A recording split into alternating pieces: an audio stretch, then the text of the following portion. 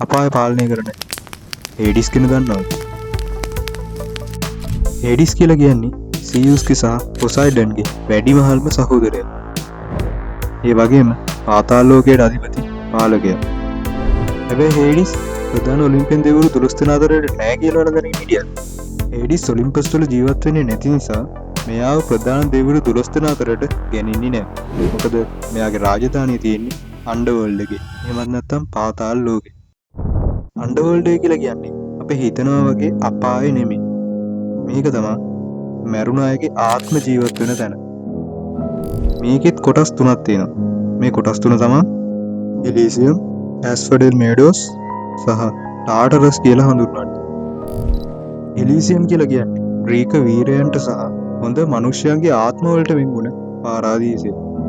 එතකොට අනෙක් කොටස වෙන් වෙලා තියෙන්නේ හොඳ හෝ නරක නැති ආත්ම වලට ජීවත් වෙන්න. ටාටරස් කියලා කියන්නේ නරක ආත්ම වලට එහෙමත් නැත්නම් දඬුවම් විඳින්න සුදුසු ආත්ම වලට වෙන්ගුණ කොටසට. ඒ වගේ මේක තමයි පාතාල ලෝකේ ගැඹුරුම කොටස විදියටත් හඳුන්වන්නේ. හැබැයි මේ ආත්ම මේ කොටස් තුනට අදාළව වෙන් කරන්නේ නම් හේඩිස් නෙමෙයි. මේකටත් වෙනම තුන් දෙනෙක් ඉන්නවා. මේ තුන් දෙනාව තමයි three judges of the underworld කියලා හඳුන්වන්නේ. මේ තුන් දෙනාගේ කාර්යය වෙන්නේ මේ පාතාල ලෝකයට එන ආත්ම අදාළ කොටස් වලට වෙන් කරන එක.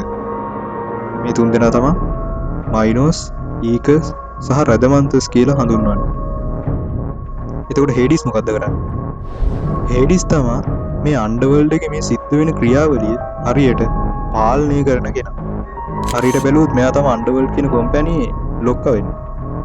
හේඩිස් තනියමද මේ අන්ඩර්වර්ල්ඩ් එකේ ඉන්නේ? අපෝ නෑ. හේඩිස්ටත් බිරිඳක් ඉන්නවා.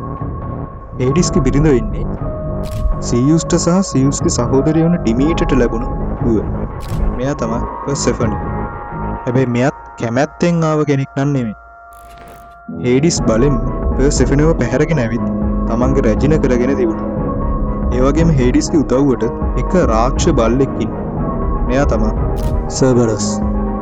සර්බරස් කියලා කියන්නේ හැම දෙවි කෙනෙක්ම බය වුණ රාක්ෂසියෙකුට ටයිෆන් කියන රාක්ෂසයට සහ මෙයාගේ බිරිඳ වෙච්ච එකිඩ්නා කියන රාක්ෂණියට ඉපදුණු දරුවා.